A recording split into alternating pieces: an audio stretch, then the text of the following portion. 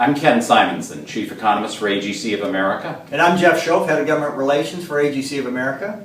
We're looking forward to seeing you at the Carolinas AGC Annual Convention in Boca Raton. Ken and I always get a lot of information out of the Carolinas AGC's annual convention.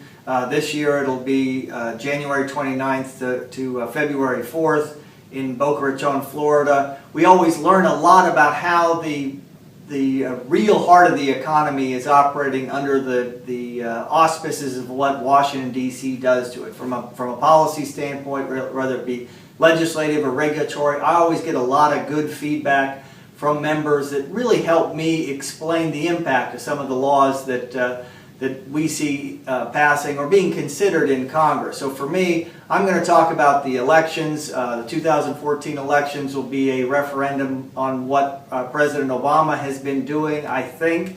But I'll talk in more detail about that. I'll talk about our regulatory agenda. I'll talk about how we're raising more money to beef up our political operations so that we can have more impact on the rules and regulations that impact you.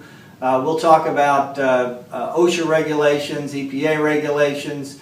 Also talk about the legislation that's out there. We're trying to fix the Highway Trust Fund, trying to find ways to dismantle the parts of Obamacare that don't work, and really want you to understand what we think is a good fix to some policies, and also enlist your help in making sure that our arguments are sound and persuasive when we go to Capitol Hill.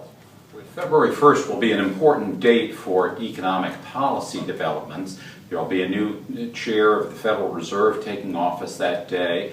In the following week, we'll have the President's budget coming out, a new employment report for January, and construction spending for all of 2012. So it'll be a great time to learn about where the U.S. economy is headed, both in terms of economic policy and economic data.